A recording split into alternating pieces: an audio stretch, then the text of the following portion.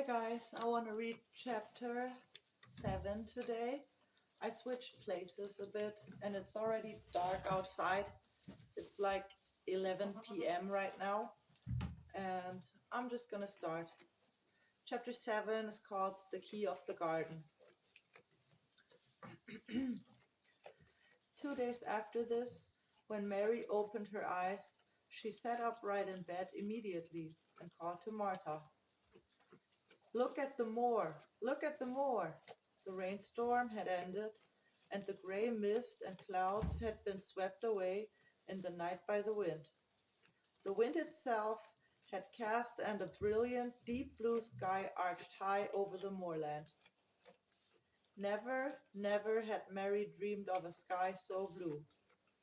In India, skies were hot and blazing. This was of a deep, cool blue, which almost seemed to sparkle like the waters of some lovely bottomless lake. And here and there, high, high in the arched blueness, floated small clouds of snow-white fleece. The far-reaching world of the moor itself looked softly blue instead of gloomy purple-black or awful dairy gray. Just said some different. Aye, said Martha, with a cheerful grin. The storm's over for a bit. It does like this at times of the year. It goes off in a night like it was pretending it had never been here and never meant to come again. That's because it's springtime on its way. It's a long way off yet, but it's coming. I thought perhaps it always rained or looked dark in England, Mary said. Oh, no, said Martha, sitting up on her heels among her black lead brushes. No, you're sort. What does that mean? Asked Mary seriously. In India, the natives spoke different dialects, which only a few people understood, so she was not surprised when Martha used words she did not know. Martha laughed, as she had done the first morning. There now, she said. I've talked broad Yorkshire again, like Miss Medlock said. I mustn't. Not in sorts means nothing of the sort. Slowly and carefully. But it takes so long to say it. Yorkshire is the sunniest place on earth when it is sunny. I told you that take like the moor after a bit. Just so you wait till you see the gold-colored gorse blossoms and the blossoms and bloom and the heather flowering, all purple bells and hundreds of butterflies fluttering and bees humming and skylarks soaring up and signing.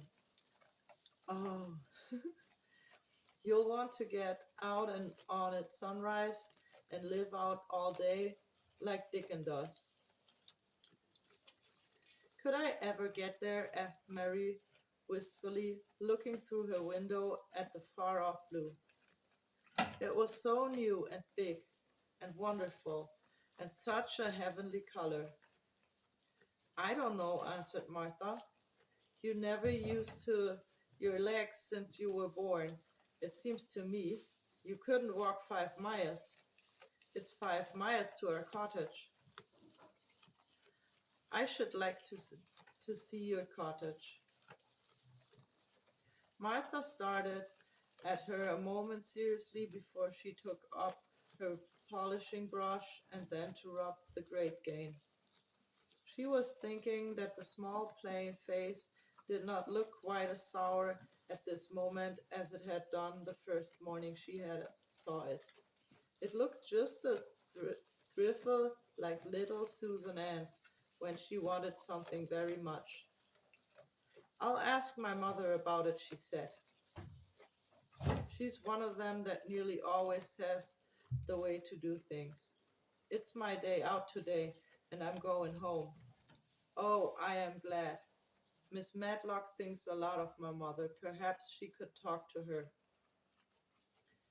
I like your mother, said Mary. I should think you did, agreed Martha, polishing away. I've never seen her, said Mary. No, you hasn't, replied Martha. She sat up on her heels again and rubbed the end of her nose with the back of her hand as if puzzled for a moment, but she ended quite positively. Well, she's that sensible and hard-working and good-natured and clean that no one could help liking her, whether they'd seen her before or not. When I'm going home to her on my day off, I just jump for joy when I'm crossing the moor. I like Dickon, added Mary, and I've never seen him. Well, said Martha stoutly, I've told you that your very birds like him, and the rabbits, and the wild sheep, and ponies, and foxes themselves. I wonder, started her reflectively, what Dickon would think of you. He wouldn't like me, said Mary in her stiff, cold little way. No one does. Martha looked reflective again. How do you like yourself? She inquired, really quite as if she were curious to know. Mary hesitated a moment and thought it over. Not at all, really, she answered, but I never thought of that before. Martha grinned a little as if at some homely recollection. Mother said that to me once, she said.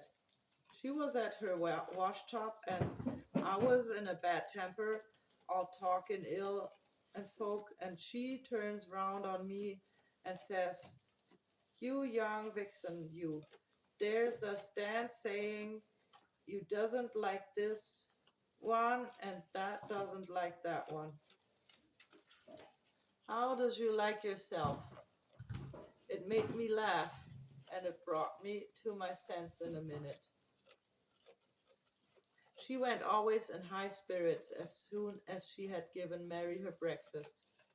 She was going to walk 5 miles across the moor to the cottage, and she was going to help her mother with the washing and do the week's baking and enjoy herself thoroughly. Mary felt lonelier than ever when she knew she was no longer in the house. She went out into the garden as quickly as possible, and the first thing she did was to run round and round the fountain flower garden 10 times.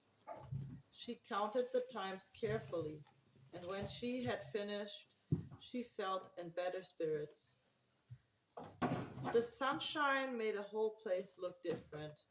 The light, deep blue sky arched over Misselwaite Manor as well as over the moor, and she kept lifting her face and looking up into it, trying to imagine what it would be like to lie down on one of the little snow-white clouds and float about.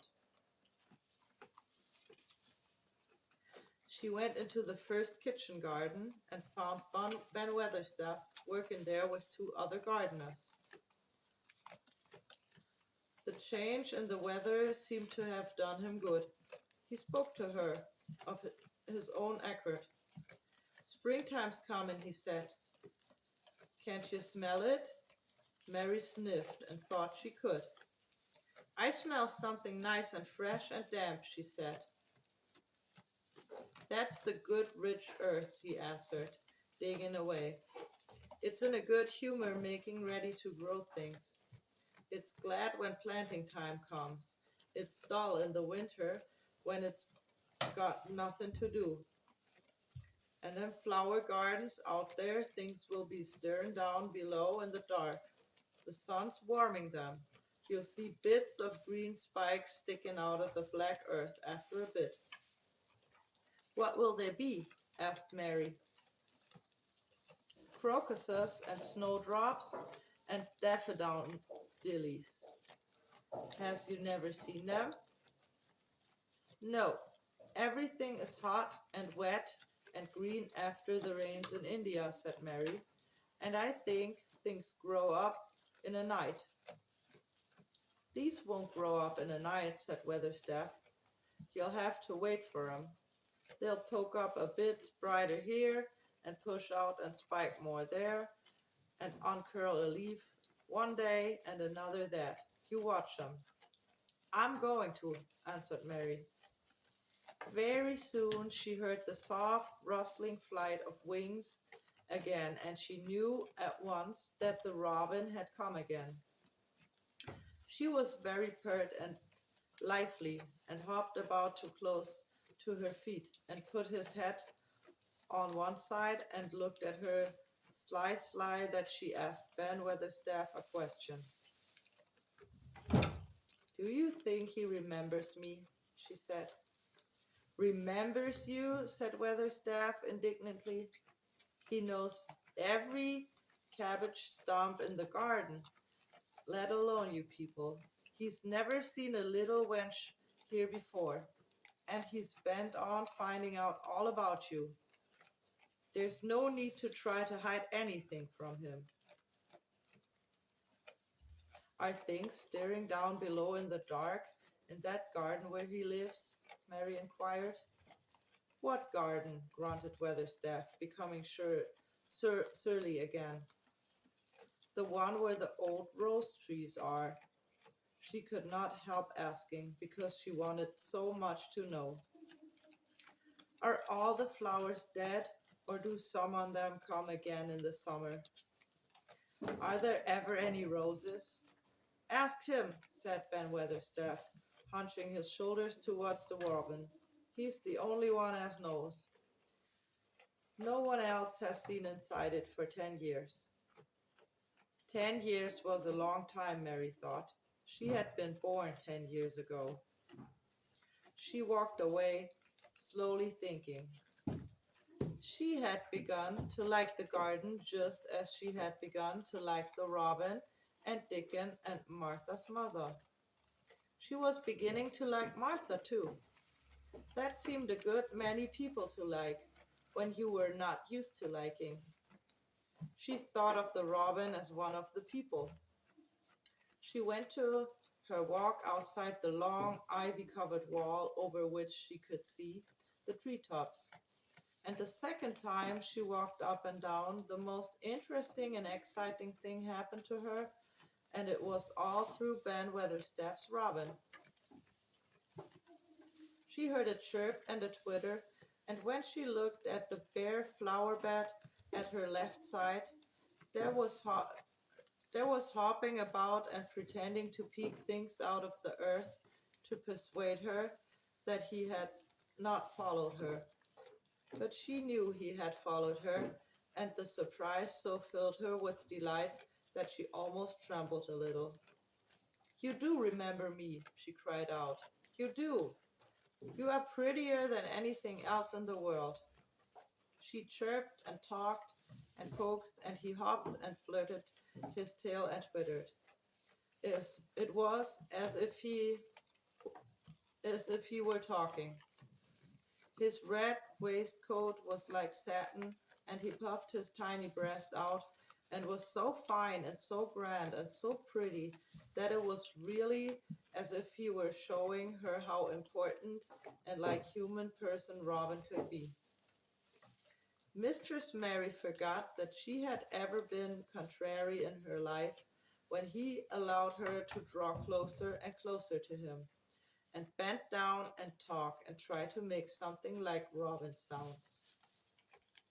Oh, to think that she should actually let her come as near to him as that. He knew nothing in the world would make her put out her hand toward him or startle him in the least tiniest way. He knew it because he was a real person, only nicer than any other person in the world. She was so happy that she scarcely dared to breathe. The flower bed was not quite bare. It was bare of flowers because the perennial plants had been cut down for their winter rest, but there were tall scrubs and low ones which grew together at the back of the bed, and as the robin hopped about under them, she saw him hop over a small pile of freshly turned up earth. He stopped on it to look for a worm. The earth had been turned up because a dog had been trying to dig up a mole, and he had scratched quite a deep hole. Mary looked at it, not really knowing why the hole was there, and as she looked, she saw something almost buried in the newly turned soil. It was something like a ring of rusty iron or brass, and when the robin flew up into a tree nearby, she put out her hand and picked the ring up. It was more than a ring, however. It was an old key, which looked as if it had been buried a long time. Mistress Mary stood up and looked at it with an almost frightened face as it hung from her finger. Perhaps it has been buried for 10 years, she said in a whisper. Perhaps it's the key to the garden.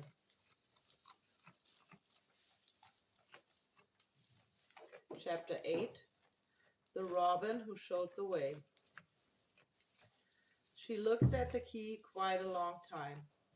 She turned it over and over and thought about it. As I have said before, she was not a child who had been trained to ask permission or consult her elders about things. All she thought about the key was that if it was the key to the closed garden and she could find out where the door was, she could perhaps open it and see what was inside the walls and what had happened in the old rose trees. It was because it had been shut up so long that she wanted to see it. It seemed as if it must be different from other places and that something strange must have happened to it during 10 years.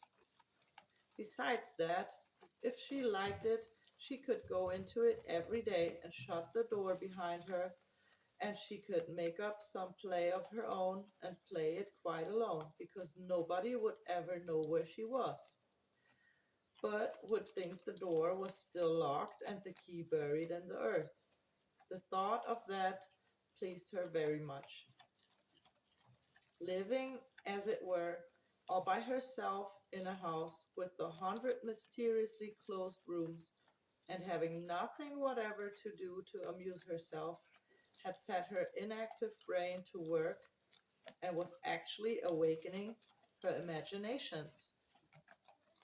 There is no doubt that the fresh, strong, pure air from the moor had a great deal to do with it.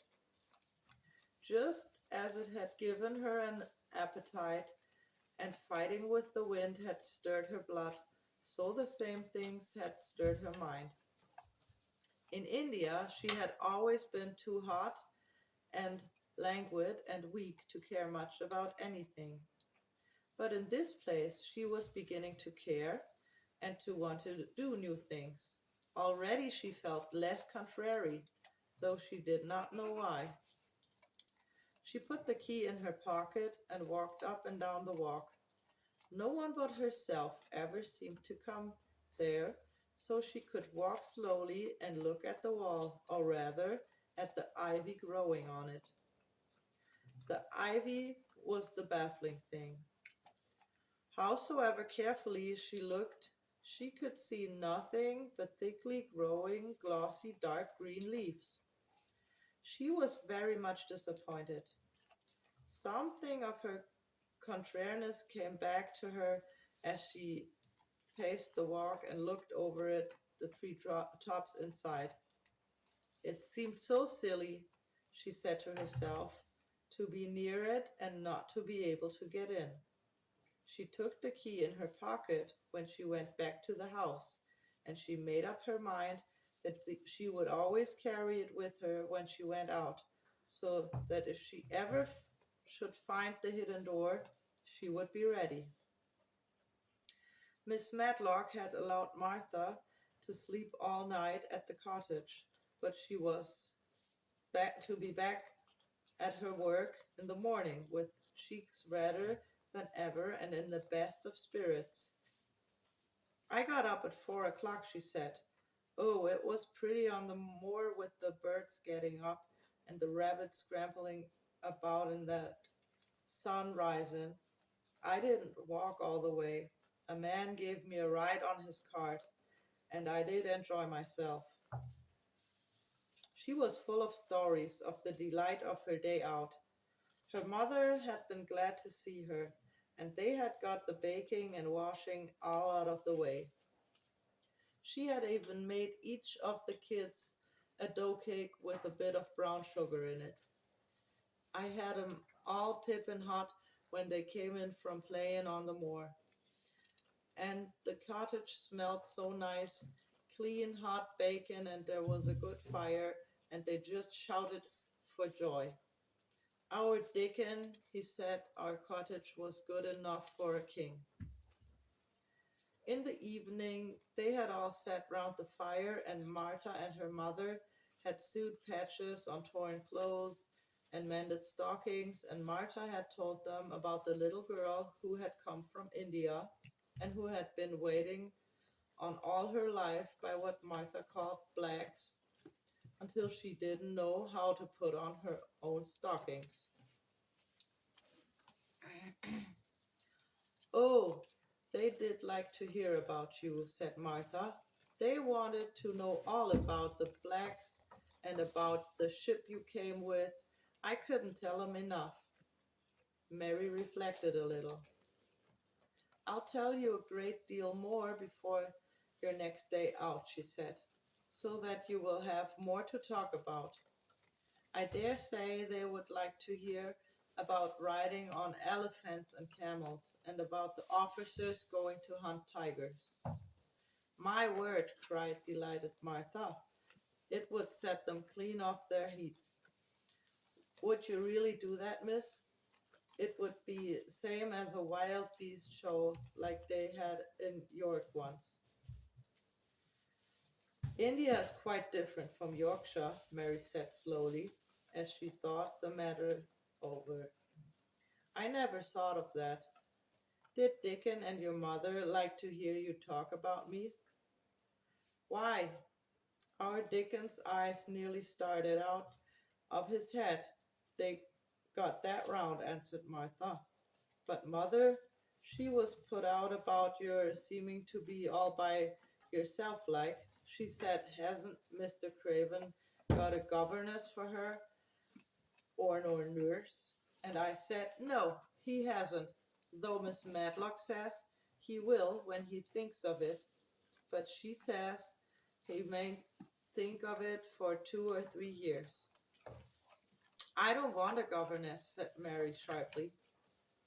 But mother says you are to be learning your books by this time and you ought to have a woman to look after you. And she says, now, Martha, you just think how you'd feel yourself in a big place like that, wandering about all alone and no mother. You do your best to cheer her up, she says. And I said I would. Mary gave her a long, steady look. You do cheer me up, she said. I like to hear you talk. Presently, Martha went out of the room and came back with something held in her hand under her apron. What do you think, she said, with a cheerful grin. I've brought you a present. A present? Exclaimed Mistress Mary. How could a cottage full of 14 hungry people give anyone a present?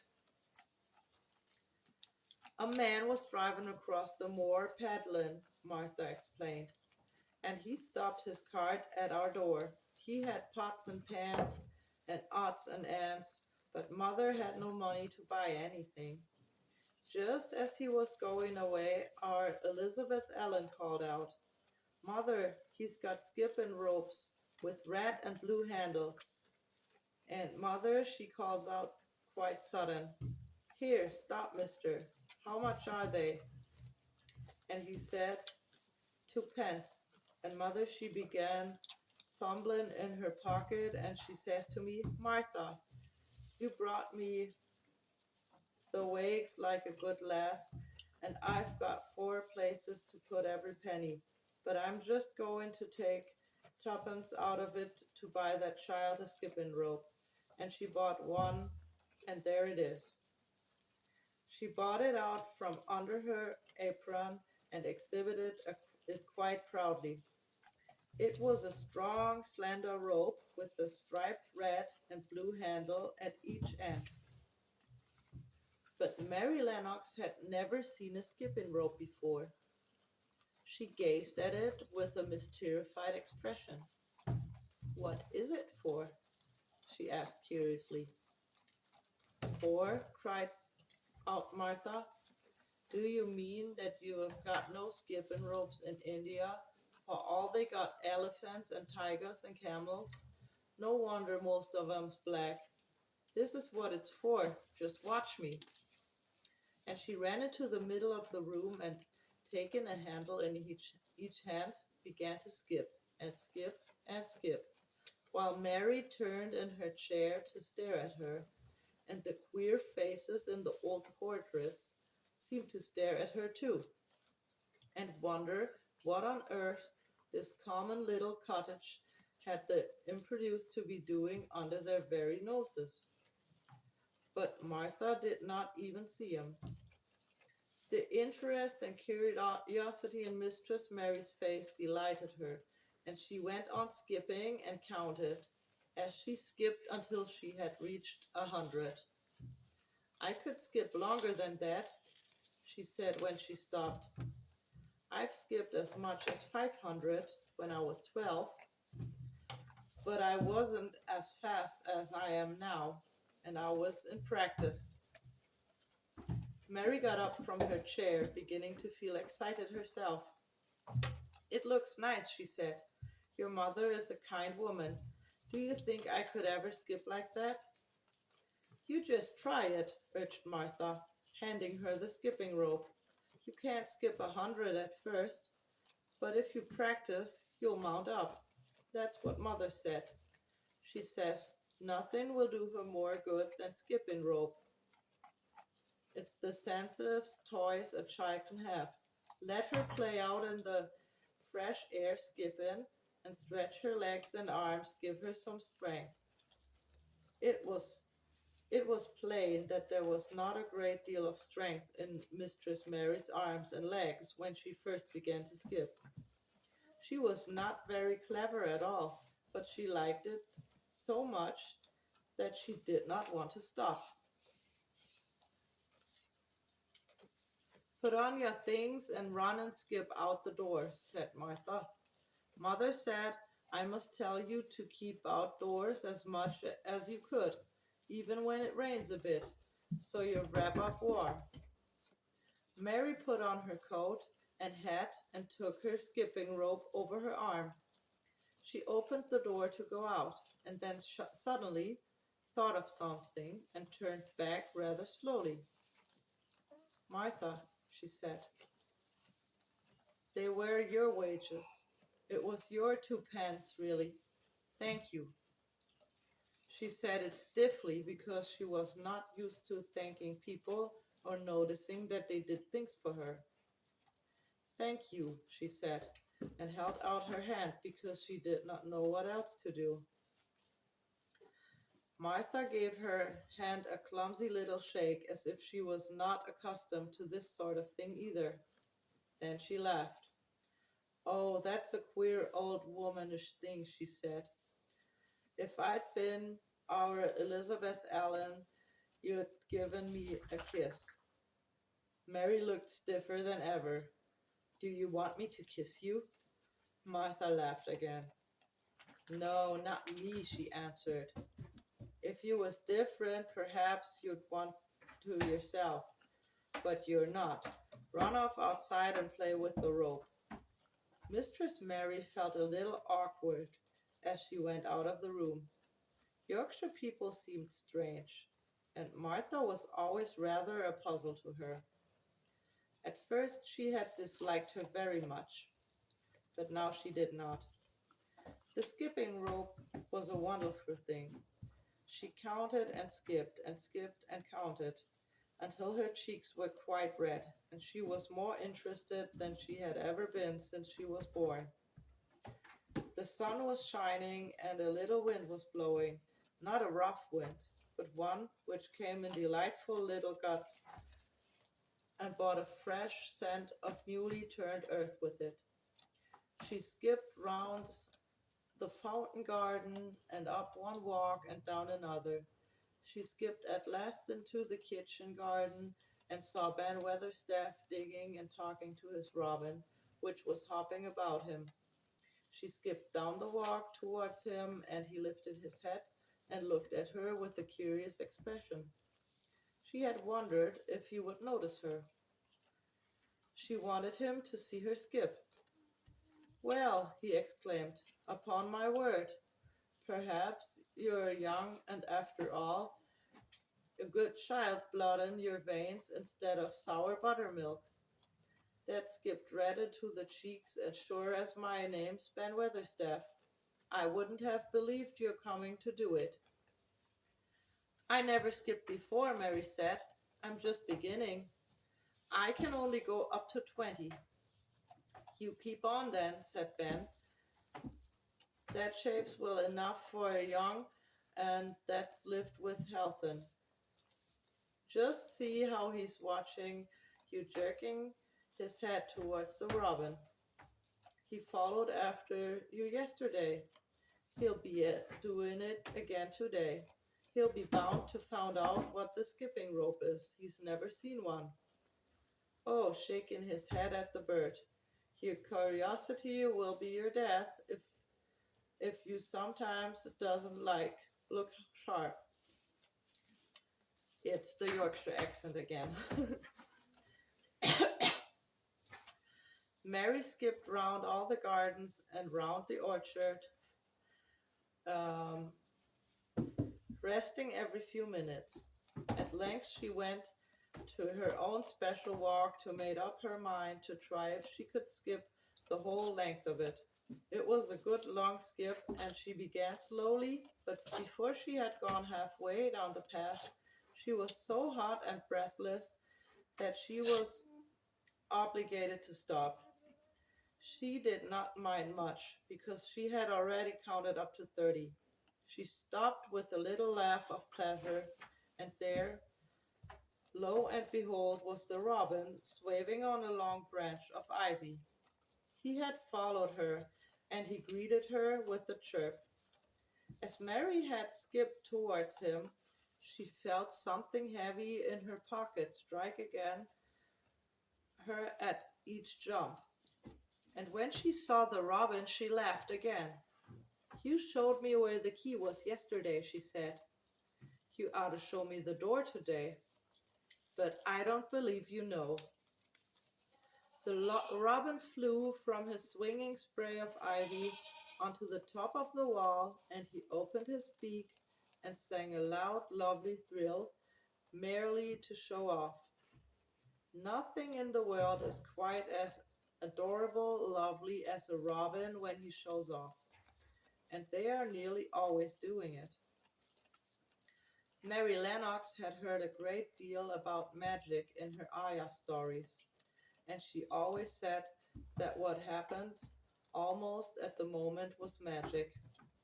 One of the nice little gusts of wind rushed down the walk, and it was a stronger one than the rest.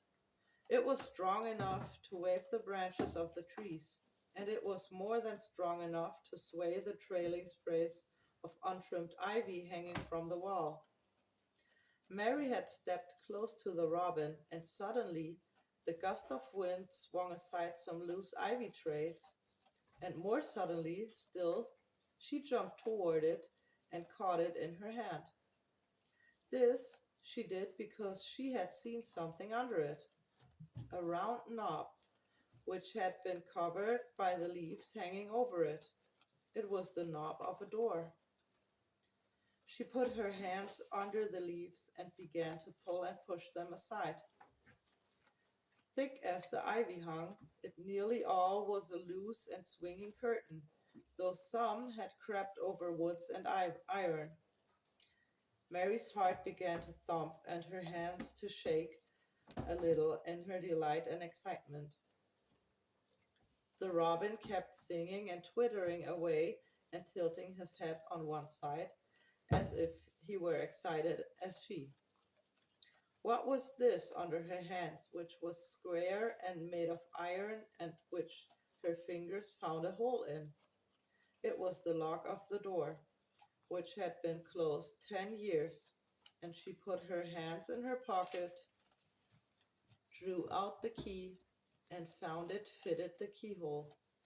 She put the key in and turned it. It took two hands to do it, but it did turn. And then she took a long breath and looked behind her up the long walk to see if anyone was coming. No one was coming. No one ever did come, it seemed. And she took another long breath because she could not help it, and she held back the swinging curtain of the ivy and pushed back the door, which opened slowly, slowly. Then she slipped through it and shut it behind her and stood with her back against it, looking about and breathing quite fast with excitement and wonder and delight. She was standing inside the secret garden. That was cool.